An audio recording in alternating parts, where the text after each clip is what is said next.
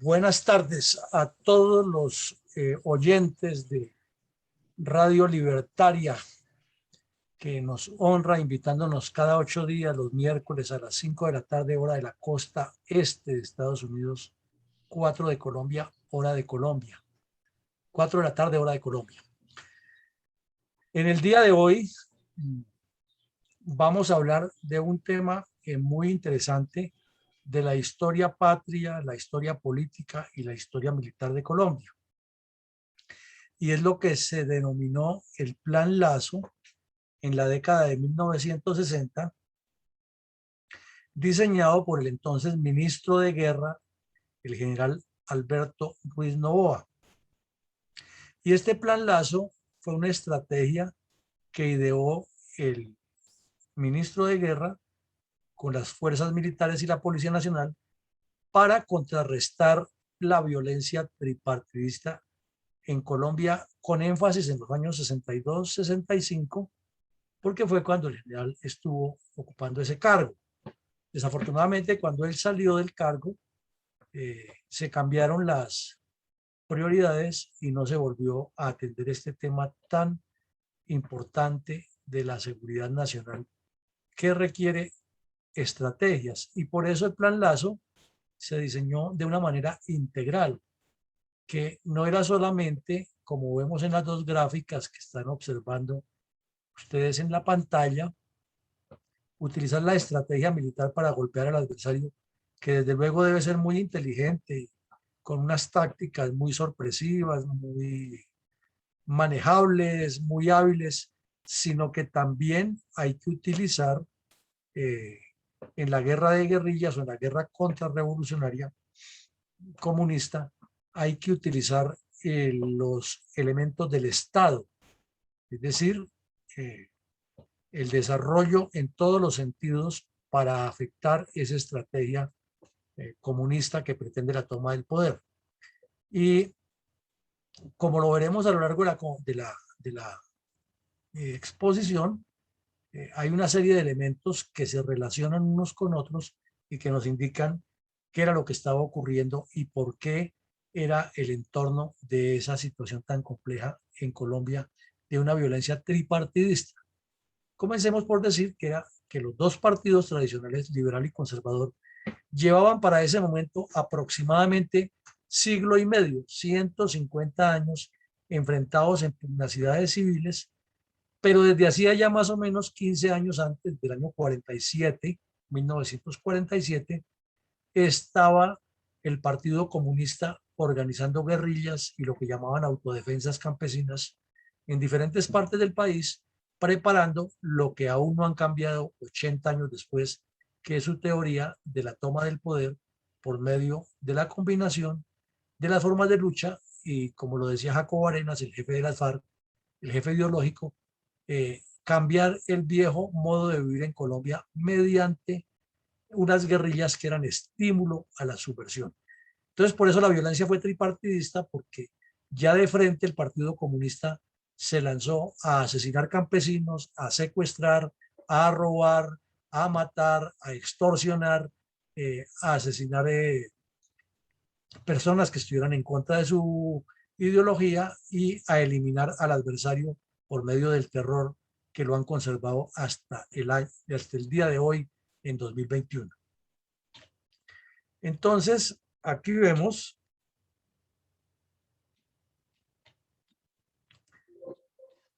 ¿qué pasó? Se nos ocurrió esta cosa que el Plan Lazo, como les decía, apuntaba, lo vemos en la gráfica aquí, apuntaba a golpear era a los cabecillas.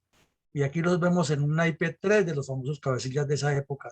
que tenían unos alias muy pintorescos. Efraín González Telles fue un miembro del Ejército Nacional que llegó al grado de cabo primero, pero era infiltrado, él tenía mentalidad de bandido y organizó y estuvo con guerrillas conservadoras. Sangre Negra, que está aquí en el centro, por el solo alias que tenía ya nos indicará la calidad de delincuente que era del Partido Liberal. Y Chispas, perteneció al Partido Liberal, pero al final de su nefasta existencia estuvo enfocado en actuar en nombre del Partido Comunista. Entonces, como vemos aquí, la estrategia del Plan Lazo, la gráfica es muy diciente, nos presenta a un Lazo que pretende cogerlos por el cuello e irlos apretando hasta ir acabando con las guerrillas, que fue lo que se hizo en ese momento y es lo que está necesitando Colombia nuevamente ante el mantenimiento en el escenario político de guerrillas. Y desde luego países como Paraguay, que tienen el crecimiento de guerrillas urbanas, y otros que, como Perú, que tienden a reiniciarlo, necesitarían esta misma doctrina porque es muy positiva en la lucha contra las guerrillas. Y vemos aquí ahora una definición. ¿Qué fue el Plan Lazo? Entonces miren ustedes que para cada uno de los que estaban comprometidos en esa época tiene una interpretación diferente, y esas interpretaciones excluyentes son las que hacen que los problemas crezcan, sobre todo los problemas políticos, sociales o sociopolíticos, cuando se combinan uno con otro, y si son socioeconómicos y políticos, sí que es cierto. Entonces el gobierno del presidente Guillermo León Valencia, que fue el gobernante de Colombia entre 1962 y 1966, la interpretó como una necesidad para combatir la violencia de la época, pero no la trató como una política de Estado, sino como una política personal del presidente que le daba muchos réditos. Entonces, cada vez que se producía un resultado operacional positivo, el presidente iba y sacaba pecho de que él era el líder, el salvador, el estratega, el director, cuando no tenía ni la menor idea de lo que había pasado, pero él se apropiaba de los éxitos, igual que suelen hacer los dirigentes políticos de todos los países del mundo con los trabajos de las fuerzas militares o con los trabajos de sus funcionarios en los distintos ministerios, gobernaciones, departamentos administrativos, etc. Para las fuerzas militares se podría decir que la operación o el Plan Lazo fue una histórica e interrumpida estrategia de pacificación, porque, como les decía, comenzó en 1962, cuando estaba dando sus mayores frutos y apuntaba hacia la pacificación del país. Se presentó un rifirrafe entre el ministro de Defensa, el general Ruiz Noboa, ministro de Guerra en ese momento, y el presidente Valencia. Y el punto se presentó cuando el general Ruiz Noboa le dijo al ministro Valencia que el ejército no estaba hecho para salir a la calle a darle garrote a la gente que estaba en sus protestas, que eso tenía que resolverlo él con la dirigencia política, porque la dirigencia política tenía mucha responsabilidad de lo que no estaban cumpliendo, mientras los soldados estaban exponiendo la vida y haciendo un plan Lazo muy fuerte contra las guerrillas en todas las partes del país, y los políticos estaban apelechando y sacando pecho en público de que ellos eran los salvadores, cuando en realidad, como lo vemos, era una necesidad que le estaban manejando para su imagen personal, y porque en Colombia había en ese momento un acuerdo de los dos partidos tradicionales, excluyendo al comunista, de que se alternaban el poder cada 4 años. Entonces, en ese momento, para el gobierno de Valencia, lo que interesaba era que en esa alternancia de poder, cuando llegaran los liberales, tuvieran un suficiente gabinete lleno de conservadores para poder seguir haciendo las componendas de que les son conocidas y que todos sabemos que hacen los políticos en distintos países. Entonces, esa estrategia de pacificación fue interrumpida de una manera abrupta y por los intereses de los políticos, más no por los intereses del país. Para los partidos políticos en ese momento, liberal y conservador, era un obstáculo para hacer política, porque lo interpretaban como que el ejército se les estaba metiendo en la cocina y les estaba evitando que manipularan a la gente, porque la acción cívico-militar que iba paralela con el combate a la guerrilla estaba ganándole muchos espacios a favor del Estado, pero por medio del ejército dentro del campesinado. Y entonces los políticos sentían que esos votos ya no los iban a conseguir tan fácil, porque el ejército estaba demostrándole a las personas que no se trataba de votos, sino de conservar la vida, de trabajar en comunidad y de desarrollar el país. Y eso pues no les servía. Y el temor que les daba era que el general Ruiz Novoa se retirara del ministerio y se lanzara como candidato presidencial y seguramente barría en las urnas a quien fuera, y el pacto que han hecho entre liberales y conservadores para alternarse el poder pues se les iba a caer de su peso. De otra forma, el Partido Comunista también lo veía como un obstáculo, porque para el Partido Comunista la forma de hacer política era mediante el terrorismo y a la vez reclamar que por qué no les daban también partición en esa repartija de poder que hicieron entre liberales y conservadores cuando ellos eran un partido también igual. Y entonces lo que se alegaba era que el Partido Comunista tenía guerrillas armadas que hacían daño al país. Eso era lo que decían los políticos en el Congreso. Y los comunistas no se les quedaban atrás con la respuesta: ustedes nos dicen que estamos haciendo violencia y las guerrillas liberales y conservadoras son las que hacen daño al país. Por eso fue una violencia tripartidista muy compleja, que desafortunadamente los historiadores la presentan siempre es como bipartidista, porque esos historiadores de ahora casi todos lloran por dos ojos izquierdos, escriben con dos manos izquierdas y caminan con énfasis en dos piernas izquierdas. Entonces, de esa visión tan sesgada, obviamente, sacan de cualquier responsabilidad al Partido Comunista. Para los medios de comunicación de esa época, que era la incipiente televisión en blanco y negro, los primeros noticieros de televisión, los reportajes, que era lo más famoso en esa época, pero sobre todo la prensa escrita y las emisoras eran muy poderosas dentro del imaginario popular. Entonces, para ellos, la Operación Lazo, o el Plan Lazo, era una oportunidad de hacer difusión, de ubicarse públicamente como los buenos. Y para el comunismo internacional, que sí sabe e interpreta lo que quiere, llegó a la conclusión que era el punto de partida para la actual violencia, entre otras cosas, porque para ese momento el presidente John Fisher Kennedy había creado en Latinoamérica lo que se llamó la Alianza para el Progreso, muy de la mano de la CEPAL. Y esa Alianza para el Progreso pretendía ayudar a los países del continente con apoyos de desarrollo social, político, económico, con el fin de evitar que el comunismo que se ha apoderado de Cuba se extendiera por el continente. Entonces, al estar atacando a una violencia bipartidista, pero en forma tripartidista,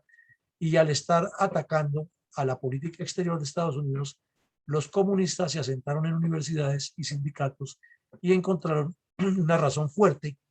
para promover el punto de partida de la actual violencia que parecería ser eterna en Colombia. Entonces tenemos antecedentes nacionales. Ahí ven ustedes la foto del general Gustavo Rojas Pinilla, que fue el presidente que le tocó tomar el poder entre el 53 y el 57, no en un golpe de Estado, sino como ellos mismos lo llamaron, un golpe de opinión, porque era tal el desangre que han causado los partidos liberal y conservador, matándose unos con otros, que le tocó al general tomar el poder y decir: pongámosle orden a esto, y entre Colombia no nos podemos seguir matando por una bandera roja o una bandera azul, sino que debemos pensar diferente. El problema es que ya, como les digo, el Partido Comunista estaba muy metido. Luego vinieron tres comisiones muy importantes de economía que analizaron la situación de Colombia, y las tres presentaron proyectos que se iniciaron durante el gobierno de Rojas Pinilla, que fue muy bueno ese gobierno, pero que luego los políticos, que vieron que se les estaba quitando la forma de robar en el Estado y de tener sus cuotas burocráticas en el Estado, movieron cielo y tierra para sacar al general, y ya lo vamos a ver cómo. Estas misiones eran la de Lynn Curry, un ciudadano norteamericano que era experto en economía, y lo trajeron aquí a que hiciera un análisis de la economía y presentó unas buenas propuestas. El otro fue el padre Joseph Lebret, que era un francés muy cercano a los sacerdotes obreros y muy cercano al desarrollo social. Era un gran economista este sacerdote, pero de una economía un poco de izquierda. Pero sin embargo, muchas de sus recomendaciones fueron aceptadas por el general Rojas Pinilla, porque eran muy viables en el momento que el país debía pasar de esa mentalidad bucólica rural a una mentalidad de desarrollo al mismo ritmo que andaba otros países del mundo. Y también estuvo aquí el señor Presbich, que era un argentino economista de tendencia izquierdista que presidía la CEPAL, y también presentó algunas propuestas. Entonces, de estas tres propuestas, que fueron muy seguidas, quedaron unos programas de gobierno que inició el general Rojas Pinilla, pero que se vinieron para abajo por varias razones. Una, porque a los políticos no les interesaba que un general uniformado estuviera en el poder con el argumento de que violaba la democracia, pero eso es lo que menos les importaba, porque ellos la violaban peor. Lo que les importaba era que el ejército no se fuera a perpetuar ahí, porque les quitaba todas las bases del manejo político. Entonces, durante esa época, el general Alberto Ruiz Novoa, aquí lo vemos, uniformado en una reunión de la CEPAL en 1955, era Contralor General de la República. Y al ser Contralor General de la República conoció muy bien todos los informes de estas tres comisiones y pues sabía muy bien cuál era la política fiscal, económica, aduanera, de impuestos del presidente Rojas Pinilla, y manejaba mucha información económica de alto nivel, siendo coronel en servicio activo, pero Contralor General de la República. Entonces, este señor que ustedes ven aquí, el señor Lleras Camargo, era el dirigente principal del Partido Liberal. Y había otro que se llamaba Laureano Gómez, que fue a quien Rojas Pinilla destituyó para subir al poder, que era el dirigente del Partido Conservador. Estos dos caballeros, Lleras y Gómez, se reunieron dos veces en España, hicieron un pacto de políticos o de politiqueros y acordaron mover cielo y tierra para sacar al general Rojas del poder, repito, porque les era incómodo. Pero durante esos 4 años que estuvo ahí el general Ruiz Novoa como ministro, como contralor, pues enriqueció muchísimo su formación como estadista. Además que acababa de llegar de Corea, de ser el comandante del batallón Colombia que combatió en Corea. Y antes de ir a Corea, había durado 4 años en la Escuela Superior de Guerra de la República de Chile, donde se formó como oficial de Estado Mayor y a la vez estudió Administración de Empresas en la Universidad Católica de Chile. Entonces era una persona muy preparada, que tenía una experiencia internacional muy grande, héroe de guerra, de una guerra internacional de alto perfil, entrenado con los militares de la más alta capacidad del mundo, subalterno directo del general Douglas MacArthur, es decir, una persona que estaba hecha para ser presidente de Colombia en el futuro. Entonces, ¿qué hicieron en el pacto el señor Lleras Camargo y el señor Gómez? Pues promovieron que se nombrara una junta militar de 5 generales que estaban ahí dentro de la línea de mando, que no tenían un perfil tan alto ni como el de Rojas Pinilla, ni mucho menos como el del coronel Ruiz Novoa, pero Ruiz Novoa hasta ahora era coronel, no le podían dar el mando del ejército, ni mucho menos meterlo a una junta de gobierno. Entonces esta junta de gobierno lo que hizo fue servirles de comodín a los políticos para que eh, subiera al poder en el primer periodo del 58 al 62 el señor Lleras Camargo. Y Lleras Camargo llegó, como todos los políticos, a negociar con los bandidos, y al negociar con ellos autorizó que las guerrillas comunistas no entregaran las armas. Es que la historia de Colombia tiene unos episodios que son increíbles. Entonces el presidente de la República les toleró que esas guerrillas comunistas, que eran dirigidas por Tiro Fijo en ese momento, que era un muchacho de 27, 28 años para la época, no entregaran las armas, sino que simplemente entraban en un periodo de integración a la comunidad, y les dio trabajo a muchos de ellos. De hecho, Tiro Fijo fue nombrado inspector de obras públicas. Pero las guerrillas comunistas siguieron haciendo barbaridades, y estas guerrillas liberales y conservadoras que no creían en el pacto que hizo Lleras Camargo con la guerrilla, pues siguieron haciendo actos de barbarie, y el ejército quedó en una encrucijada tenaz porque quedó maniatado, porque acababa de caer su presidente, que había sido un general que se había tomado el poder y estaba en la picota, que mejor dicho no querían ver un soldado en la calle porque imaginaba que iba a darle golpe de estado al alcalde, al gobernador o al presidente. Segundo, que había que minimizar la cantidad de tropas porque no necesitaban tropas para combatir nada, porque o si no se tomaban el poder. Y tercero, que había que cerrarle la boca a los militares para que no fueran a hablar nada. Entonces, en ese escenario, el general, la violencia se creció, y el general Ruiz Novoa asumió el comando del ejército y luego el Ministerio de Defensa, y ahí fue cuando diseñó el Plan Lazo. Ahora, antecedentes internacionales.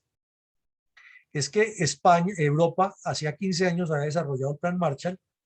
en el cual Estados Unidos le inyectó una buena cantidad de dinero a Europa para recuperarla de la Segunda Guerra Mundial, en especial a Alemania, Inglaterra y Francia.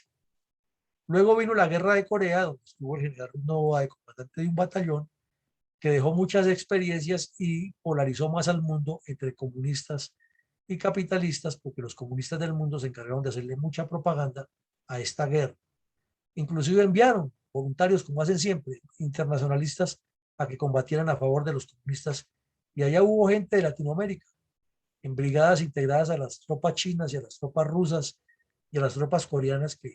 de Corea del Norte que atacaban a Corea del Sur. Lo que pasa es que a eso no se le ha dado trascendencia, pero hubo internacionalistas españoles y franceses, marroquíes, que fueron a combatir allá a favor del comunismo. Bueno, y también estuvo la Alianza para el Progreso. Aquí ven ustedes la foto de Fitzgerald Kennedy, carismático expresidente de Estados Unidos, acompañado de su bella esposa, para la época Jacqueline Kennedy, que era una mujer muy carismática y que tenía mucha influencia en la imagen del presidente. Y también aquí vemos al presidente Lleras, al que les cuento que asumió el primer periodo del pacto entre partidos y que hizo un acuerdo con los bandidos para que no se desarmaran, pero que se integraran a la vida civil estando armados. Eso no cabe en la cabeza de nadie, solo en la de él, pero increíblemente en Colombia, como la historia la escriben los políticos y los corruptos, nos lo presentan como el gran estadista, el salvador del país. Ahora, ¿qué dificultades tenía en su momento el Plan Lazo? Fueron muchas las dificultades que hubo. No fue que eso fuera tan sencillo. Entonces tenemos, ya lo hemos explicado, los intereses políticos de los partidos en relación con el Frente Nacional, o sea, el acuerdo de los dos partidos. Porque esos partidos lo que querían era que para mantener la supuesta paz, en que no se mataran liberales y conservadores y que no apareciera otro general Rojas Pinilla que se tomara el poder, entonces tenían una serie de intereses y comenzaron a hacer componendas y acuerdos increíbles para sostenerse en el poder y bloquear completamente a los militares. Se dice, a veces en forma sarcástica, pero también con mucha razón, que la finalidad del Frente Nacional ni siquiera era pacificar el país. Fue un acuerdo entre los jefes de los dos partidos para cerrarle la brecha y toda posibilidad política al general Rojas Pinilla, porque fue un hombre que se ganó el corazón del pueblo. Y al tener todo el corazón del pueblo, tenía un poco de populismo parecido al de Perón en Argentina, y ante lo que ha ocurrido en Argentina con el golpe de Estado que hubo contra Perón, y estábamos por la misma época, en Argentina fue el 55 y aquí estamos hablando del 57-58, entonces había que cerrarle todo el camino posible a Rojas Pinilla, que también cuando salió del poder hizo lo mismo que Perón, se asiló en España bajo el cobijo del dictador Francisco Franco. La segunda dificultad que tenía el general Ruiz Novoa para desarrollar ese plan eh, Lazo era el temor que le habían vendido los políticos a los medios de comunicación y por extensión a la opinión pública de que estaban frente al temor de que ocurriera un golpe de Estado. Y pues todos sabemos que para esa época en el continente los golpes de Estado eran muy comunes en diferentes países. Entonces había que buscarle la forma de que en Colombia, en nombre de la democracia, no hubiera golpe de Estado militar, pero sí esos golpes de Estado civiles, entre ellos manejando la corruptela y la componenda, engañando al país y tergiversando la historia. Son las realidades que la juventud no se le enseñan, y menos una juventud como la de ahora, que quiere todo fácil y que lo único que le interesa es todo lo que le digan que es populista y que le den asistencialismo les parece bueno. Lo que no sea de ahí siempre es capitalismo, es enemistad de los ricos con los pobres, etcétera, etcétera. Pero al interior de las fuerzas militares, en tercera medida, se presentaron divergencias. ¿Por qué? Porque estamos hablando de una época en que todavía se miraba mucho el origen político de los oficiales. Y entonces el general Ruiz Novoa, por familia, era de familia liberal. Y había varios generales que estaban bajo el mando de él, que venían de ascendencia conservadora. Y entonces los partidos políticos utilizaron esas argucias para prometerle ascensos a los que estaban más atrás y prometerles que si ellos subían, les ponían el título o el cargo, y le fueron generando divergencias hasta que surgió un rumor que nunca fue cierto, pero se volvió cierto de tanto repetirlo, era que el general Ruiz Novoa estaba planeando un golpe de Estado. Entonces, claro, al decir que iba a planear un golpe de Estado, el presidente tenía que destituirlo para anticiparse a los hechos. Pero la prueba es que él no tenía ningún golpe de Estado planeado,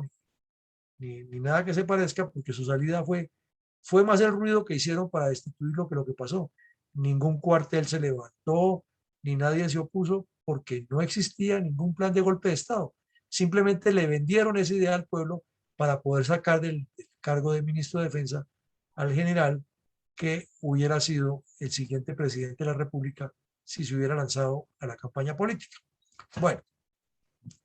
¿qué otras limitaciones había? Pues que resulta que el plan Lazo implicaba meter en un solo paquete a todas las fuerzas militares y en ese tiempo no existía un comando general de las fuerzas militares estructurado como ahora, sino que existía un Estado Mayor de coordinación y cada fuerza operaba a su manera y entonces se necesitaba organizar un comando general que las estructurara todas y lo logró. Pero ya todos comprenderemos las dificultades que hay cuando a alguien que considera ser el rey absoluto de algo le dicen, no señor, usted es el rey absoluto de su pequeño estado, pero ese estado pertenece a otro estado más grande, entonces usted ya se somete a esto. Y hubo dificultades. Lo mismo con la Policía Nacional, porque pues la Policía Nacional ocupaba las áreas urbanas, suele suceder en todos los países, y había unas fuerzas pequeñitas de carabineros que tenía la policía que iban a las zonas rurales, pero eran muy pocas, y resulta que esa violencia, entre más alejados los pueblos, pues era rural-urbana, y entonces a la policía le tocaba cumplir misiones, a veces rurales, y eran los choques, porque ellos no querían salir de la ciudad por razones obvias. ¿Quién que esté durmiendo todos los días a 40 centímetros del piso en una buena cama, eh, acostándose a las 9 de la noche y levantando a las 6 de la mañana sin problema, le va a gustar que le digan, no, aquí se le acabó su comodidad, tiene que salir a dormir en el monte, mojado, caminar de noche, caminar de día, aguantar hambre y hasta enfrentarse con los bandoleros? Pues eso no les gustaba, y menos la policía no estaba acostumbrada a esos avatares, entonces hubo muchas dificultades por eso. Pero bueno, se logró unificar el mando operacional y al final ya operaban conjuntamente, pero al principio hubo mucha dificultad. El otro tema era la resistencia al cambio que había tanto en los civiles y los militares, porque desde ambas ópticas se viera que a los bandoleros había que darles era plomo, plomo corrido, combate. Y la teoría del general Ruiz Novoa era, hay que darles plomo porque son delincuentes, pero también hay que darles soluciones sociales a las comunidades donde ellos están asentados, porque mientras hayan esos problemas, ellos tienen la justificación de que pueden delinquir porque hay problemas sociales de faltas de escuela, de faltas de salud, de niños desdentados, de niños con parásitos, de niños que se morían porque no había una atención suficiente del Estado, de la falta de visión de seguridad social de las comunidades, no había carreteras, no había puestos de salud, o sea, había un caldo de cultivo para que la guerrilla se fortaleciera. Entonces había que utilizar otros métodos, poner a los ingenieros militares a construir vías, a construir puestos de salud, a construir puntos o pozos de perforación profunda para sacar agua, a hacerles cursos de primeros auxilios a los señores, a dotar las escuelitas de las veredas para que los niños tuvieran cuadernos, lápices, libros con que estudiar. Y obviamente, pues eso, había resistencia al cambio porque eso no significaba muchos votos. Era preferible para un político hacer campaña en Bogotá, en Cali o en Medellín, donde tenía una masa grande que lo podía elegir, a ir a un pueblo donde hay 4 o 5 familias o 10 familias que no saben leer ni escribir y que no les interesa votar, a construirles una escuela, pues de ahí no les va a salir muchos votos, entonces no les interesaba. ¿Qué otro problema hubo? Pues que hubo fracasos operacionales porque todavía como pervivía el sistema de combatir como si fueran compañías completas o casi batallones para ir a buscar la guerrilla en un área, pues la guerrilla les podía colocar trampas y un solo guerrillero bien escondido entre el monte en un sitio clave, bien táctico, de ventaja, con una escopeta de perdigones podía matar 3, 4 soldados y salir corriendo y cuando llegaban las tropas allá pues no encontraban a nadie, pero se quedaban con los muertos. O colocarle trampas explosivas en el camino.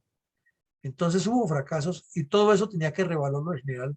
Ruiz Novoa en su plan y entonces reestructuró el sistema de operar en pequeñas unidades altamente entrenadas que se movían solamente de noche, que observaban de día, que no cocinaban, sino que llevaban la comida eh, o preparada por las noches, no cocinaban de día, pues, sino que la llevaban preparada de la noche, cargada en el morral y entonces volvían a cocinar por la noche, que unas técnicas de fogones vietnamitas para que no se viera ni el humo ni la candela de noche, caminar con guías en el terreno para no dejar muchas huellas, eh, saber desviar las huellas para que si la guerrilla los buscaba para sorprenderlos por la espalda no los localizara. O sea, todo un proceso que eso no se logra de la noche a la mañana. Otra dificultad que había era que el Partido Comunista, como les cuento, ya había organizado sus repúblicas independientes, ya tenía zonas donde ellos gobernaban como Marquetalia, Río Chiquito, el Guayabero, el Pato, que han venido organizándolas con colonos y con gente entrenada para cometer actos terroristas. Entonces, cuando el ejército actuó en esas zonas, pues inmediatamente vinieron las denuncias internacionales de derechos humanos y que eran unos pobres campesinos que tenían escopetas, y eso es mentira. En Marquetalia, cuando el ejército entró dentro de ese plan, porque Marquetalia hace parte del Plan Lazo, se llamó la Operación Soberanía del Plan Lazo, lo que hubo realmente allí fue un combate a muerte donde había guerrilleros con ametralladoras .50 ubicadas en trincheras muy bien organizadas al estilo de la Segunda Guerra Mundial, hechas con manuales de ingenieros de combate, tenían morteros, tenían trampas explosivas y tenían todos fusiles, 250 guerrilleros armados con fusiles, no con escopetas, con fusiles y fusiles de diferentes calibres, algunos de ellos robados a los soldados, como les cuento, en esas emboscadas sorpresivas, que un solo sujeto con una escopeta mataba a 2 soldados y otro que estaba cerquita le robaba el fusil y salía corriendo. Entonces, mientras llegaba el resto de la tropa, ya se ha perdido el rastro, se ha perdido todo y le han robado el fusil. Parte de esos fusiles los tenía esa guerrilla. Pero es claro, aquí en este escenario, lo queremos repetir, que lo que había en Marquetalia no eran 48 campesinitos armados con machetes y escopeta. Eran 250 terroristas armados con fusiles y entrenados por el Partido Comunista para tomarse el poder desde la República Independiente de Marquetalia, la República Independiente del Pato, la República Independiente de Río Chiquito, la República Independiente del Guayabero, la República Independiente de Biotá y otras repúblicas independientes que estaban creando en Urabá y en el Magdalena Medio. O sea que ustedes ven que el problema viene desde hace muchos años, no es como no lo pintan ahora, de que los pobres campesinitos armados con escopetas. Y lo peor es que una incomprensión total del país, en especial de la dirigencia política y la academia. Las universidades completamente alejadas del problema, más bien infiltradas por marxistas, legitimando a este tipo de vándalos y delincuentes. Las fricciones internas que se presentaron en el alto mando, como ya las dijimos, o por ideología política o por falta de comprensión del problema, y porque también había militares de esa época que consideraban que la solución era únicamente militar con la guerrilla y que el Estado no tenía por qué ir a negociar o ir a construir carreteras, ya que esos bandidos lo que era que acabarlos. Y por último, desde esa época comenzó a tomar fuerza no solo en Colombia, sino en el continente, una corriente de pseudoescritores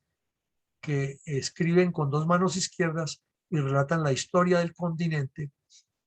de una manera muy amañada, como pasa en la República de Chile con el periodo de gobierno del general Pinochet, que siempre lo presentan como el dictador, el enemigo, el monstruo más grande. En cambio, el señor presidente Fidel Castro en Cuba es lo máximo. Y el señor presidente Allende, que era un bandido que estaba organizando el terrorismo allá contra los chilenos, será presentado a la historia como el héroe chileno, porque esa es la esencia de la literatura amañada que se cultivó en el continente desde 1960 en adelante. Bueno, pero hubo resultados, claro que hubo resultados en este plan Lazo. El ejército colombiano ganó credibilidad interna y externa y comenzó a ser referente en todo el continente como lo es ahora. No es un secreto que muchos países del mundo piden que oficiales y suboficiales colombianos les entrenen sus tropas en técnicas de guerra, de contraguerrilla, de guerra contra el terrorismo rural, de inteligencia militar, porque la verdad es que el ejército colombiano tiene mucha experiencia. Y a pesar de la experiencia, a veces ocurren fracasos. ¿Cómo será? Pero quienes hemos pasado por las fuerzas militares de Colombia hemos aprendido muchísimo de esta temática de la guerra de guerrillas y contraguerrillas. El punto es que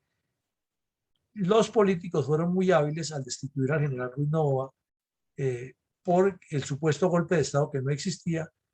para prohibirle completamente a las fuerzas militares que opinaran sobre política o que dieran algún punto de vista sobre el desarrollo nacional, porque ya sabían que eso se les podía convertir en un boomerang para ellos. Y desafortunadamente el alto mando, muy disciplinado, conservó esa credibilidad en la clase política de que eso era lo correcto. Inclusive operó el reglamento de régimen disciplinario para las fuerzas militares, que tenía un exabrupto que solamente se corrigió con la Constitución del 91, pero que perduró, aunque no se cumplió mucho, pero perduró ahí escrito. Y era que un comandante de una unidad militar podía sancionar a un oficial o suboficial en retiro que diera opiniones políticas fuertes. Eso estaba escrito en el reglamento. Nunca se conoció el caso de que alguien lo hubieran sancionado por eso, pero así lo han escrito los políticos para maniatar a las fuerzas militares y a la policía en la reserva. Y el propósito de maniatarlos era para que no fueran, entre comillas, a contaminar a los activos hablándoles de política. Pero es parte de la historia que hay que tenerla en cuenta y no se puede olvidar nunca. ¿Qué otro resultado nos dejó? Pues que por primera vez en la guerra contra las guerrillas comunistas y liberales y conservadoras se combatió con un apoyo Fuerza Aérea Ejército ya más coordinado, porque lo que había antes era generalmente unos traslados de tropa en helicópteros, en aviones en las zonas planas, que eran muy escasas en esta guerra, pero había algunas. Entonces el transporte aéreo se hacía con aviones o con helicópteros, y algunas actividades de bombardeo o ametrallamiento casuales que se pedían como un apoyo de fuego aerotáctico contra las guerrillas. Pero aquí ya la operación marquetaria del plan de Lazo demostró era que tocaba hacer una integración interinstitucional entre las dos fuerzas para estar metidas de lleno y que la una no le fuera a fallar a la otra en nada, para que todo funcionara perfectamente y para que ese plan Lazo, cada uno de sus programas, proyectos, actividades, tuviera unos objetivos muy concretos y unos apoyos inmediatos en la posibilidad de lo que había en ese momento. De igual manera, pues ya hubo unas coordinaciones, manuales ya más concretos de cómo en caso de un combate se determinaban las zonas para barrer con fuego aerotáctico, cómo ametrallar una zona, cómo se pedían los apoyos, ya los lenguajes más técnicos de coordinación, la asignación de unidades de fuerza aérea para apoyar las operaciones. Es decir, se produjo un ejercicio bonito en la táctica militar que hoy en día es ejemplo en el mundo. Colombia tiene esa capacidad de hacer operaciones combinadas aeroterrestres contra grupos terroristas rurales, eh, con unos protocolos, unos manuales y unos procedimientos que son 1A y que están muy bien estructurados y que los fuimos aprendiendo en la medida que se desarrolló todo esto, pero su origen es el plan Lazo. Porque como les digo, antes era más circunstancial, no era planeado, y menos en esa época, como les conté, todavía no existía un comando general que articulara las fuerzas. Entonces, al hacer que las operaciones combinadas, Fuerza Aérea y Ejército, se desarrollaran de una manera más estructural, quiere decir que el Comando General de las Fuerzas Militares tuvo más razón de ser, se estructuró mejor y mejoró las relaciones entre las tres fuerzas, porque ya se vio una necesidad de cooperar internamente y estructuralmente. O sea, que esa parte sí es muy positiva del plan Lazo. Pero de igual manera, otra que salió muy favorecida fue la Policía Nacional, porque se vio la necesidad de reestructurarla, de mejorar la preparación de sus oficiales, suboficiales y agentes, de integrarla más al desarrollo comunitario, de hacerla una policía más cercana con la población civil. para buscar la información y la metodología de combatir todo tipo de guerrillas y de grupos violentos, eh, y desde luego para que sea una policía mucho más ciudadana. Entonces, también salió favorecida con eso, pero tal vez, como nos decían en la época primaria, que a veces la letra con sangre entra, y fueron procesos que costaron muchas vidas y muchos fracasos y muchos choques y muchas dificultades, pero pues es la historia y no la podemos negar. Pero aquí hay algo más importante, es que cuando comenzó el Plan Lazo, se calculó que había 72 cuadrillas armadas en todo el país, de delincuentes, bandidos de los tres grupos. Y cuando terminó el Plan Lazo, quedaban 3 cabecillas, se han eliminado 69 cabecillas y parte de esas cuadrillas. Pero ahí hubo el problema, que el retiro del general Ruiz Nova se produce en 1965, en enero, que es en el momento en que está surgiendo el ELN y las FARC se están organizando ya con sus repúblicas independientes. Como les contaba, después de que el ejército los sacó de Marquetalia, ellos siguieron organizando en otras zonas porque el trabajo venía de muchos años antes, y